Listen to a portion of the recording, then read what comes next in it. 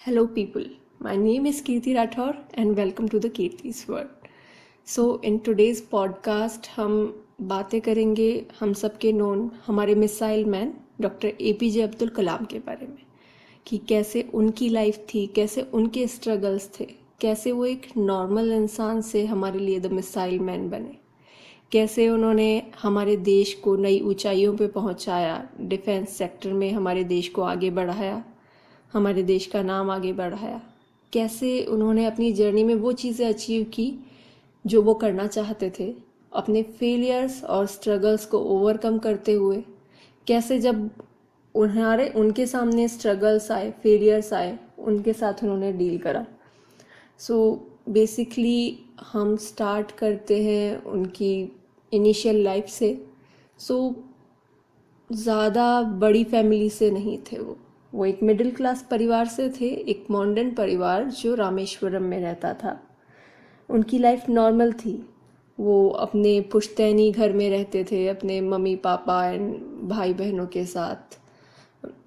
जैसा कि सबको पता है कि वो तमिल लैंग्वेज से ज़्यादा फ्रेंडली थे क्योंकि वो रामेश्वरम से थे।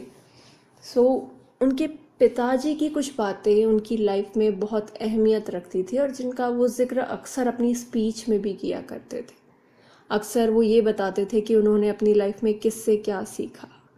जैसे कि शायद आप डिस्कस करते होंगे, अपने छोटों को कुछ बताते होंगे तो कि मैं मेरे स्कूल में थी तो मेरी मैम ने मुझे ऐसे बताया था, या मेरे पापा और मेरी मम्मी या मेरी दीदी ने, मेरे भैया ने मुझे ऐसा कुछ बताया था जो मेरी आज तक हेल्प कर रहा है। सिमिलर टू दैट, तो उनकी कुछ याद रखने वाली बातों में अक्सर जिस बात का वो जिक्र किया करते थे वो था कि उनके पिताजी उनसे कहते थे, उनके फादर, कि जब मुश्किल या आफत आए तो उसकी वजह समझने की कोशिश करो, क्योंकि मुश्किलें अक्सर खुद को परखने का मौका देती है। वो हमें ये बताती है कि हमारी वर्थ कितनी है, हम कहाँ किस लेवल तक पहुँचे। हाँ, इतनी इस लेवल तक की परेशानी हम ओवरकम कर जाएंगे विदाउट एनी सपोर्ट, या थोड़े से सपोर्ट के साथ इस लेवल की परेशानी ओवरकम कर जाएंगे। ओके, ये था उनके फादर का इफ़ेक्ट उनकी लाइफ पे, कि कैसे वो अपने फादर को देखते थे और उनसे चीज़ें सीखते थे। देन उनकी लाइफ में और भी बहुत से लोग थे। उनमें से एक थे अहमद जलालुद्दीन। अहमद जलालुद्दीन वैसे तो अब्दुल कलाम सर से 15 इयर्स बड़े थे, बट वो उनके फादर के हेल्पर भी थे काम में। अब्दुल कलाम सर के फादर के हेल्पर थे, प्लस उनकी बड़ी बहन के हस्बैंड भी थे। तो 2 रिश्ते थे और वो दोनों बहुत ही अच्छे दोस्त थे। अच्छे दोस्त कैसे? वो अक्सर वॉक पे निकल जाते थे, बातें करते थे। ये कुछ इफ़ेक्ट जलालुद्दीन जी का भी था। अब वो कैसे आया वो मैं आपको आगे बताऊंगी। उसी टाइम के आसपास सेकेंड वर्ल्ड वॉर शुरू हुई। तो जब सेकेंड वर्ल्ड वॉर शुरू हुई तो जो रामेश्वरम में अखबार बेचने का या अखबारों की डिलीवरी का काम था वो अब्दुल कलाम सर के कज़न ब्रदर किया करते थे, जिनका नाम था शमसुद्दीन। उनको एक हेल्पर की ज़रूरत पड़ी, क्योंकि भाई अब न्यूज़पेपर डिलीवरी नहीं आती थी डायरेक्टली, चलती हुई ट्रेन में से न्यूज़पेपर के गट्ठे फेंक दिए जाते थे और फिर आपको रेलवे लाइन के साइड में से वो न्यूज़पेपर के बंडल्स कलेक्ट करने हैं and then you have to distribute. कुछ अलग प्रोसेस हो गया था। तो शमसुद्दीन को एक हेल्पर की ज़रूरत पड़ी, तो उन्होंने अब्दुल कलाम सर से बात की और इस तरीके से ये दोनों कनेक्शन में आए। तो एक तरीके से कहा जाए तो अब्दुल कलाम सर का कहना था कि उन्होंने अपनी लाइफ में हर उस इंसान से सीखा है जिसके वो कनेक्शन में आए हैं। इससे कोई फ़र्क नहीं पड़ता कि वो कौन सी उम्र थी, वो क्या एज थी, वो कौन थे, उनसे छोटे थे, बड़े थे। जैसे उनका कहना था, उन्होंने अपने फादर से सीखा सेल्फ डिसिप्लिन, माँ से सीखा अच्छी बातों पे यकीन करना, और अपने दोस्तों मतलब अहमद जलालुद्दीन और शमसुद्दीन, उनके जीजाजी और उनके कज़न, उनसे भी उन्होंने बहुत सारी चीज़ें सीखी जिनका इफ़ेक्ट होल लाइफ उन पे रहा। सेकेंड वर्ल्ड वॉर ख़त्म होने के बाद ही सेड कि अब मुझे पढ़ाई करना है, तो वो डिस्ट्रिक्ट हेडक्वार्टर चले गए पढ़ने के लिए रामनाथपुरम। अब वहाँ जाना था और वो उस टाइम 15 ईयर ओल्ड थे अराउंड। तो उन्हें वहाँ जाने के लिए ही नीड सम सपोर्ट, क्योंकि कौन जाएगा छोड़ने, family is not that much available, और सबको ऐसे लगता था कि पहली बार बाहर जाएगा। तो उन्हें छोड़ने के लिए जलालुद्दीन और शमसुद्दीन दोनों उनके साथ गए। Now he is in high school. अब सेम वही परेशानियां उनके साथ आई जो एक नॉर्मल बच्चे के साथ आती है। जब आप अपने घर से दूर जाते हो तो आपको शायद वो जगह पसंद नहीं आती, जल्दी से घर की बहुत याद आती है, काम पसंद नहीं आता, रहना पसंद नहीं आता, वहाँ एनवायरनमेंट पसंद नहीं आता। तो ऐसी ही कुछ परेशानियां उनके साथ भी हुई। पर उस टाइम उनके लिए एक सबसे बेहतरीन चीज़ जो हुई वो थी उनके एक टीचर। वो एक टीचर से मिले जो उनके लिए उन्हें लगा कि ये शायद उनकी लाइफ के बेस्ट गाइड थे, क्योंकि उनके टीचर ने उन्हें बहुत सारी बातें सिखाई उस टाइम उनके हाई स्कूल में। अब वो बातों में से कुछ बातें थी जो कुछ ऐसे थी कि उनके टीचर का कहना था कि कामयाब होने और नतीजे पाने के लिए 3 चीज़ों पे काबू पाना सबसे ज़्यादा ज़रूरी है। अब वो 3 चीज़ें क्या है कि आप में उस चीज़ को हासिल करने या सक्सेस अचीव करने के लिए ख्वाहिश होनी चाहिए, मतलब आपकी इच्छा होनी चाहिए, ठीक है, यकीन होना चाहिए एंड उम्मीद होनी चाहिए। हमेशा आपको होप रखनी है, होप कभी नहीं छोड़नी, ठीक है, क्योंकि इससे पहले कि आप चाहो कि वो चीज़ हो जाए, ये ज़रूरी है कि आपको उस बात पे यकीन हो कि वो होगा, ठीक है। सो बेसिकली ऐसी कुछ बातें जब उन्होंने सीखी तो उन्होंने हमेशा ये सीखा कि वो हमेशा कोई भी सिचुएशन हो वो पॉजिटिव रहें, स्ट्रेस कितना भी हो उससे ओवरकम कर जाएं, और हमेशा ये भरोसा रखें कि उन्होंने अगर सपना देखा है तो वो उसे पक्का पूरा करें। अब अब्दुल कलाम सर जो थे उनका बचपन का सपना था आसमान में उड़ान भरना, क्योंकि जैसा कि वो समुंदर के पास के इलाके में रामेश्वरम में रहते थे तो वो देखते थे वहाँ पे बगुलों को उड़ान भरते हुए, पक्षियों को उड़ान भरते हुए, और उनका मन करता था कि मैं भी ऐसे ही उड़ूं। सो अब उनको ये भरोसा था कि वो पक्का उड़ान भरेंगे और ऐसे ही उड़ेंगे जैसे वो इनको उड़ते हुए देखते हैं पक्षियों को। और सबसे बड़ी बात पता है क्या हुई कि जो उनका सपना था वो पूरा हुआ, और रामेश्वरम से उड़ान भरने वाले वो पहले व्यक्ति थे कि रामेश्वरम से अगर किसी ने एरोप्लेन में उड़ान भरी थी खुद उड़ाकर तो वो पहले इंसान थे वो। सो ये हमें अब ध्यान रखना है कि जब हम हमारे ड्रीम्स और सक्सेस की बात करें तो हमें भी हमारे ड्रीम्स और सक्सेस के लिए ऐसे ही सोचना है कि अगर मैं ये चाहती हूँ, मुझे ये चाहिए तो मुझे ये मिलेगा। You have to believe in that. आपका बिलीव बहुत सारी चीज़ें अचीव करने में इनडायरेक्टली सबकॉन्शियसली वर्क करता है। It's somehow related to human psychology also, पर उस पॉइंट पे हम कभी और डिस्कस करेंगे। सो अब उनका स्कूल पूरा हो गया था एंड आफ्टर दैट उन्हें लगा कि उन्हें और पढ़ाई करनी है। सो अब उन्हें ये पता था कि साइंस का फील्ड जो होता है उसके थ्रू मैं उड़ान भर सकता हूँ, फ्लाइट उड़ा सकता हूँ। तो उन्होंने बीएससी की। बीएससी कर ख़त्म होते होते उन्हें रियलाइज़ हुआ कि ये स्टडी तो वो नहीं थी जिसके थ्रू वो उड़ान भरने में कामयाब होंगे, उन्हें तो शायद इंजीनियरिंग करनी चाहिए थी। पर उन्होंने फिर भी हार नहीं मानी। उन्होंने सोचा कि ओके कोई बात नहीं, इससे नहीं हुआ तो मैं दोबारा कोशिश करता हूँ, और उन्होंने ट्राई किया और उनका एमआईटी के अंदर सिलेक्शन हो गया। अब क्योंकि वो एक आम परिवार से थे, उनकी फैमिली इतनी हाई स्टैंडर्ड नहीं थी, एमआईटी में सिलेक्शन तो हो गया पर वहाँ की फ़ीस बहुत हाई थी। सो देन फैमिली टेंशन में थी कि कैसे सब मैनेज होगा, एंड वो भी कंफ्यूज थे कि अब क्या करें, अगर पैसा ही नहीं है तो कैसे एडमिशन लेंगे। सो उस टाइम उनकी बड़ी सिस्टर यानी कि जलालुद्दीन की वाइफ जो थी, उनकी सिस्टर ज़ोहरा, उन्होंने उनकी बहुत हेल्प की। उन्होंने उनकी फ़ीस के पैसे दिए, खुद के गहने गिरवे रखे और उन पर भरोसा दिखाया कि अगर अब्दुल कलाम सर का सपना है कि वो लाइफ में आगे बढ़ना चाहते हैं और वो उसके लिए पूरी मेहनत भी कर रहे हैं, तो उन्होंने अपनी तरफ से सपोर्ट दिखाया। और उन्होंने MIT में एडमिशन ले लिया अब्दुल कलाम सर ने। So at that time I realise कि हम सब की लाइफ में भी तो ऐसा एक पावर पार्टनर होता है, एक सपोर्ट सिस्टम होता है, जो शायद हम कभी खुद पे से भरोसा खो दे पर वो हमेशा हम पे भरोसा रखते हैं। वो हमेशा ये बोलते हैं हमें पता है तुम कर लोगे, तुमसे नहीं होगा तो किससे होगा, you are the one who is trying best. क्योंकि वो आपको दिन रात मेहनत करते देखते हैं, वो आपको आपके सपने के लिए दिन रात जागते देखते हैं, वो ये देखते हैं कि आप कितनी कोशिशें कर रहे हैं।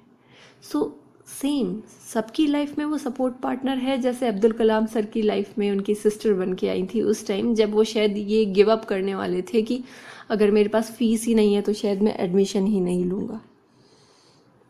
अब वहाँ पे उन्हें और भी बहुत कुछ सीखने को मिला। जब उन्होंने MIT में एडमिशन लिया तो वहाँ पे प्लेन्स देखे उन्होंने, और जब उन्हें अपने इंजीनियरिंग के अंदर सेकेंड ईयर में अपना स्पेशलाइजेशन चूज़ करना था तो उन्होंने अपने प्रोफेसर से सजेशन लिया और उनके प्रोफेसर्स ने यही कहा कि तुम्हें फ्यूचर का डिसीज़न लेने से पहले फ्यूचर के ऑप्शंस नहीं देखने चाहिए, तुम्हें ये देखना चाहिए कि तुम जिस डायरेक्शन में जाना चाह रहे हो उस डायरेक्शन के लिए तुम्हारे अंदर इंटरेस्ट है, तुम वो करना चाहते हो, तुम उसको लेके बोर फील नहीं करोगे। सो क्योंकि उनका स्पेस में फ्लाइट्स में इंटरेस्ट था तो उन्होंने एरोनॉटिकल इंजीनियरिंग का फील्ड चूज़ कर लिया वहाँ से। एंड देन अब वहाँ पढ़ाई करी उन्होंने, प्रोफेसर से बहुत सीखा, प्रोफेसर सारा भाई से सीखा। उसके बाद वो इंटर्नशिप करने के लिए HAL चले गए बेंगलोर में, ठीक है। वहाँ उन्होंने इंटर्नशिप पूरी कर ली, सिंपली जैसे बाकी सब करते हैं वैसे ही करी, नॉर्मल इंटर्नशिप होती है जैसे हम सीखते हैं कहीं भी जगह जाके इंटर्नशिप में, वैसे उन्होंने अपने पर्टिकुलर फील्ड का सीखा। आफ्टर कंप्लीटिंग द इंटर्नशिप उनके सामने 2 ऑप्शंस आए उनके करियर के लिए, एक था इंडियन एयरफोर्स में सिलेक्शन और एक था डिफेंस मिनिस्ट्री के अंदर जॉब। और दोनों के इंटरव्यू का जो लेटर था वो साथ में आया और दोनों ही नॉर्थ एरिया में थे। जब मैं कह रही हूँ north area means ministry of defence का जो इंटरव्यू था वो दिल्ली में था और इंडियन एयरफोर्स का जो इंटरव्यू था वो देहरादून में था। सो वो एक नॉर्मल जैसे हम स्टूडेंट लाइफ में ट्रैवल करते हैं आफ्टर कंप्लीटिंग हिज इंटर्नशिप और उनका कॉलेज कंप्लीट करने के बाद वो बाय ट्रेन पहले दिल्ली गए, वहाँ पे डिफेंस मिनिस्ट्री का इंटरव्यू दिया एंड 1 हफ्ते तक वहाँ रुके एंड देन वहाँ से वो एयरफोर्स के इंटरव्यू के लिए गए देहरादून। देहरादून में इंटरव्यू जब वो देने गए तो इट सीम सिंपल ना कि शायद मेरे को अगर फ़्लाइट उड़ाने का मन है तो एयरफोर्स में सिलेक्शन होगा एंड देन मुझे जल्दी चांस मिल जाएगा as compare to defence ministry, क्योंकि डिफेंस मिनिस्ट्री में उन्हें कोई रिसर्च का जॉब ऑफ़र हुआ था तो उनको ज़्यादा मन था एयरफोर्स में जाने का ताकि वो जल्दी से जल्दी फ़्लाइट उड़ा पाए। तो उन्होंने एयरफोर्स का इंटरव्यू दिया, एयरफोर्स का रिज़ल्ट आया तो उनका सिलेक्शन नहीं हुआ था तो वो बहुत उदास हो गए। उदास होके वो ऋषिकेश चले गए, वहाँ वो घूमे, गंगा घाट पे गए, अलग अलग जगहों पे जाके खुद को शांत करने की कोशिश की, कूल डाउन, कोई बात नहीं है अगर एयरफोर्स में नहीं हुआ है तो वहाँ पे वो स्वामी शिवानंद से भी मिले। स्वामी शिवानंद से बातचीत जब हुई उनकी तो शिवानंद जी ने उन्हें इस तरीके से कुछ समझाया कि उनके दिमाग में वो चीज़ घर कर गई और उन्होंने ये मान लिया कि किसी भी चीज़ पे भरोसा करना इम्पॉर्टेंट है। अगर उन्हें उड़ान भरनी है और वो आसमान में फ़्लाइट से उड़ान भरना चाहते हैं तो वो ज़रूर भरेंगे, बस उन्हें अपनी उस इच्छा पे भरोसा होना चाहिए। देन उन्हें पता चला कि उनका डिफेंस में सिलेक्शन हो गया है, अगले ही दिन से उनकी जॉइनिंग आ गई। उन्होंने 3 साल तक वहाँ जॉब किया एंड देन उनका ट्रांसफ़र हो गया बेंगलोर। वहाँ पे उन्होंने ADE के अंदर ज्वाइन किया, पर अब वो पहले कानपुर थे, वहाँ से बेंगलोर का एनवायरनमेंट बहुत ही डिफरेंट था। पर उनका बेंगलोर जो ट्रांसफ़र हुआ था वो किसी फ़्लाइट डिज़ाइन और प्रोजेक्ट पे वर्क करने के अकॉर्डिंग हुआ था। उन्होंने वहाँ पे पहला एक होवरक्राफ्ट बनाया जिसका नाम उन्होंने नंदी रखा। अब जब वो नंदी बना रहे थे तो उसका जो टाइम उन्होंने सजेस्ट किया था कि हम भाई इतने टाइम में बना देंगे, उस टीम ने जितना बताया था उससे कम टाइम में बना के उसे रेडी कर दिया, और जैसा इमेजिन किया था उससे भी बेटर बना।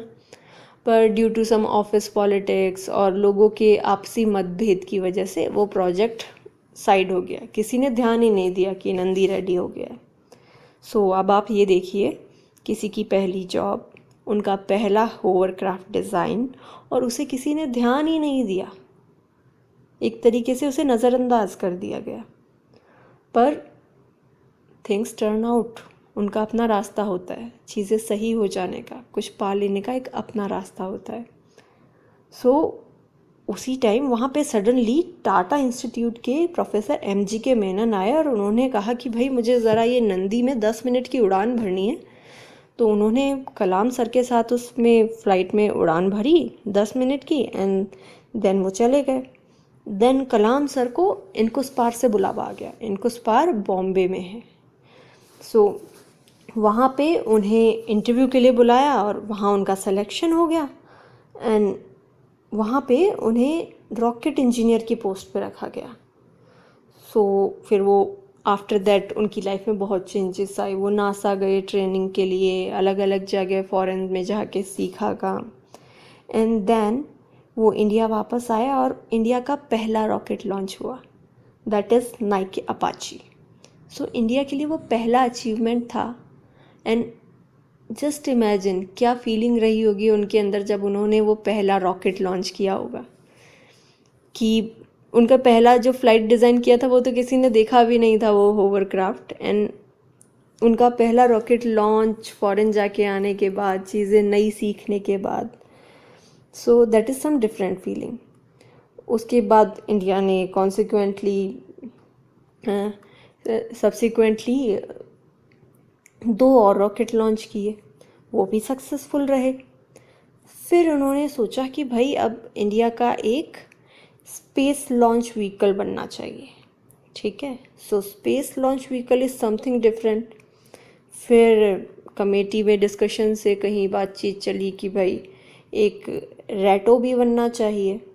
सो अलग अलग चीज़ों को फेस करते हुए और अलग अलग चीज़ें जानते हुए वो आगे बढ़ते गए। देन उन्होंने हर जगह चीज़ें करने की कोशिश की।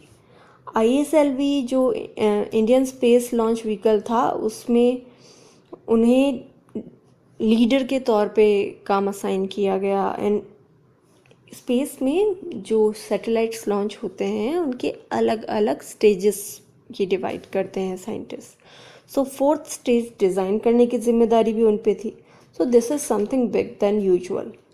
सो ये हुआ। फिर उनकी मुलाकात और बड़े लोगों से होती गई। इसरो पहुँचे, प्रोफेसर सतीश धवन से मिले, विक्रम साराभाई सर के नाम पर VSSC इस्टेब्लिश हुआ, स्पेस सेंटर। देन उनका ये मानना था कि आप जो भी बात हो, नॉलेज हमेशा गेन करते रहो, क्योंकि आप जितना सीखोगे उतना आगे बढ़ोगे, और आपका नॉलेज अप टू डेट होना चाहिए। कभी ये नहीं होना चाहिए कि आपने नया सीखना बंद कर दिया हो, क्योंकि नॉलेज इकलौती ऐसी चीज़ है जो कोई आपसे नहीं छीन सकता। एंड सेकंड थिंग ये कि आप जब भी अपना दिन ख़त्म करो, अपने पहले के काम का क्रॉस चेक करो कि आपने कैसा करा है, और नेक्स्ट डे प्रॉपरली प्लान करो।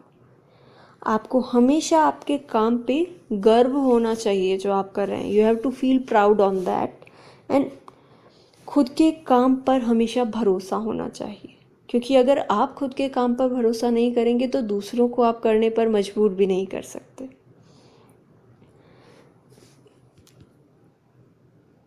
और एक चीज़ वो हमेशा कहते थे कि हमारी गलतियाँ कैसे न कैसे कामयाबी की तरफ एक कदम होती है जो हमें कामयाबी की तरफ और बढ़ाती है। सो जब वो ISLV पे काम कर रहे थे, SLV 3 पे, तो उनके पास खबर आई कि भाई उनकी फैमिली में जो उनके जीजा जी थे जलालुद्दीन, वो एक्सपायर हो गए। तो उन्हें बहुत शौक लगा, बिकॉज़ वो उनके बहुत अच्छे फ्रेंड थे। देन थोड़े टाइम बाद ही उनके फादर एक्सपायर हो गए। तो उन्हें और ऐसे हुआ कि मेरे फादर भी चले गए। वो और काम कर रहे थे अपने SLV प्रोजेक्ट पे जो फ्रांस से लॉन्च होने वाला था, तो उसमें कुछ प्रॉब्लम आ गई तो भाई वो फ्रांस चले गए इन दोनों हादसों को सुनने के बाद भी कि अपने काम को तो टाइम देना ज़रूरी है। तो वो वहाँ जाकर वापस आए और ख़बर मिली कि उनकी माँ भी एक्सपायर हो गए। तो लगातार उनके घर में 3 डेथ हो गई थी, वो उनका प्रोजेक्ट सही नहीं चल रहा था। जिस काम में उन्हें 100% फोकस की ज़रूरत थी, शायद वो ही नहीं दे पा रहे थे। सो उन्होंने SLV3 लॉन्च हुआ जो, उसके बाद भी उन्होंने मेहनत करी, पूरा प्रयास करा और SLV3 जो लॉन्च हुआ, सो क्योंकि ये सबको मानना होता है और लोगों को समझना भी चाहिए कि टेक्नोलॉजी का कोई भरोसा नहीं होता। हो सकता है आज जो इंटरनेट इतना स्मूथ चल रहा है, कल आपको जब सबसे ज़्यादा ज़रूरत हो वो ना चले। टेक्नोलॉजी में कब क्या प्रॉब्लम आ जाए कोई कुछ नहीं कह सकता। और उनका SLV3 जो उन्होंने लॉन्च किया वो समहाउ क्रैश हो गया और उसके बाद वो और उदास रहने लगे। पर सबकी लाइफ में कोई ना कोई होता है जो एक सपोर्ट सिस्टम होता है, और उनकी लाइफ में भी ऐसे ही सपोर्ट सिस्टम थे डॉक्टर ब्रह्म प्रकाश। तो ब्रह्म प्रकाश जी से वो अक्सर डिस्कस किया करते थे। ब्रह्म प्रकाश जी ने उन्हें समझाया कि देखो, लाइफ में स्ट्रगल सबके आते हैं, सबको आगे बढ़ना होता है। पहाड़ की चोटी पर खड़े होने से पहाड़ पे चढ़ने का तजुर्बा नहीं मिलता। अगर आपको पहाड़ पे चढ़ने का तजुर्बा चाहिए तो आपको पहाड़ पे चढ़ना पड़ेगा, क्योंकि तजुर्बे हमेशा पहाड़ की चढ़ाई पे मिलते हैं, चोटी पे नहीं। सेम विथ एक्सपीरियंस जो होता है वो आपको लाइफ के फेलियर्स और स्ट्रगल्स में मिलता है, वो टॉप पे पहुंच के सक्सेस अचीव करने में नहीं। तो उन्होंने बहुत कोशिश की और उनकी बहुत कोशिश और बहुत फोकस के साथ काम करने के बाद इस बार जब उन्होंने SLV3 लॉन्च करा तो रोहिणी सैटेलाइट सक्सेसफुल रहा और वो उसने अपना जो सक्सेस था वो अचीव कर लिया। आफ्टर दिस सक्सेस उन्हें पद्म भूषण से नवाजा गया रिपब्लिक डे पे। सो that is a happy moment for him, but उस टाइम भी वो सैड फील कर रहे थे क्योंकि उन्होंने अपनी लाइफ के बहुत इंपॉर्टेंट लोगों को खो दिया था, जिन्होंने उन्हें इतना सपोर्ट किया था अपनी लाइफ में यहाँ तक पहुँचने में। फिर वो DRDO में आ गए, वहाँ पे उन्होंने मिसाइल्स डिज़ाइन करने का काम शुरू किया, मिसाइल की, क्योंकि इंडिया खुद का मिसाइल्स डिज़ाइन करना चाहता था इसलिए, और उनके नाम भी ऐसे ही रखे गए, पृथ्वी, त्रिशूल, आकाश, नाग, अग्नि। The one and the most favourite of Abdul Kalam sir. Abdul Kalam sir की सबसे फेवरेट मिसाइल जो थी वो थी अग्नि। सो जब वो ये इन सैटेलाइट्स के बारे में उन्होंने स्ट्रक्चर डिज़ाइन किया और इनके नाम रख लिए थे और अब इन पे काम शुरू करने वाले थे स्टेज बाय स्टेज, तभी उन्हें पता चला कि प्रोफेसर ब्रह्म प्रकाश जो हमेशा उनको इतना सपोर्ट करते आ रहे थे वो भी समहाउ नहीं रहे अब इस दुनिया में। तो वो और ज़्यादा सैड फील हो गए अचानक से, बट स्टिल ही रिकवर्ड और उन्होंने फिर कोशिश की और 1988 के अंदर इंडिया का जो मिसाइल था पृथ्वी वो लॉन्च हुआ और वो सक्सेसफुल रहा। वो सरफेस टू सरफेस मिसाइल था। देन बारी आई अग्नि की। सो जब अग्नि पे काम कर रहे थे, जो सबसे फेवरेट और सबसे बड़ा ड्रीम था अब्दुल कलाम सर का, उनका अग्नि को लेके कुछ अलग अटैचमेंट है, उन्होंने बुक भी लिखी है अग्नि नाम से। सो उन्होंने जब वो लॉन्च करने की तैयारी करी तो सडनली सिस्टम ने कोई इशू आया और वो फर्स्ट लॉन्च डिले हो गया। And as you know, media किसी को नहीं छोड़ता। सो उन्हें भी मीडिया में न्यूज़ पढ़ने को मिली अलग अलग तरह की। सेकंड टाइम ट्राई किया, फिर वो डिले हो गया, कुछ ना कुछ प्रॉब्लम आ गई सिस्टम में, इसलिए सो मीडिया ने और भी प्रॉब्लम क्रिएट कर दी। एंड पॉलिटिकल पार्टीज, पब्लिक्स, सब ने। देन थर्ड टाइम जब वो ट्राई किया, दैट इज़ सक्सेसफुल, अग्नि सक्सेसफुली लॉन्च हुआ। सो 5 साल के लगातार फेलियर, कोशिशें, परीक्षा और इतने प्रेशर के बाद में उन्होंने सक्सेस अचीव कर ली। सो अब की बार जो रिपब्लिक डे आया 1990 में, उस पर उन्हें पद्म विभूषण से नवाजा गया। ये अपने आप में एक सपना सच होने जैसा था उनके लिए। पद्म विभूषण मिलना शायद भले ही उन्हें उतनी खुशी ना दे गया हो, बट अग्नि की वो उड़ान उन्हें एक बेहतरीन खुशी देकर गई। क्योंकि वो उनका एक सपना था जिसे उन्होंने पूरा करा। उनका मानना था हमें हौसला नहीं छोड़ना चाहिए, जो परेशानियां होती है वो हमारी लाइफ का हिस्सा होती है और तकलीफ़ें ही हमारी कामयाबी की सच्चाई हैं। हमारे जीवन में जितनी तकलीफ़ें आएगी शायद हम उतनी ही बड़ी सक्सेस डिज़र्व करते होंगे। सो ये थी अब्दुल कलाम सर की कहानी, जिनका ये मानना था कि वो अपनी लाइफ में कुछ बड़ा नहीं करना चाहते, अगर कुछ लोगों को भी कुछ सिखा देंगे तो शायद उनका जीवन सफल हो जाएगा। और मैं ऐसा मानती हूँ वो कुछ को नहीं, वो शायद पूरे भारत को कुछ ना कुछ सिखा कर गए हैं। मुझे बहुत कुछ सिखा कर गए हैं। मैं खुद उनकी एक बहुत बड़ी फ़ैन रही हूँ और मेरा ये रहता था कि जिस वे में वो काम करते हैं, जिस तरीके से उन्होंने एक अच्छे राष्ट्रपति की भूमिका निभाई देश के लिए, जिस तरीके से उन्हें मिसाइल मैन कहा जाता है, जिस तरीके से वो एक साधारण सा जीवन जीकर इतने बड़े बड़े काम कर गए, वो शायद एक बेहतरीन ज़िंदगी होगी अगर किसी को भी वैसी ज़िंदगी जीने को मिलती है तो। सो ये जो आज का पॉडकास्ट था ये मैंने बनाया था पूनम के कहने पर। So thank you so much Poonam for requesting this podcast. मुझे बहुत खुशी मिली जब मैंने अब्दुल कलाम सर की स्टोरी आपके साथ शेयर करी। जस्ट बिकॉज पॉडकास्ट का टाइम ज़्यादा नहीं कर सकती थी, इसलिए शॉर्ट में कंप्लीट करना पड़ा मुझे। बट आई जस्ट होप कि ये पॉडकास्ट आप लोगों के लिए हेल्पफुल रहा होगा।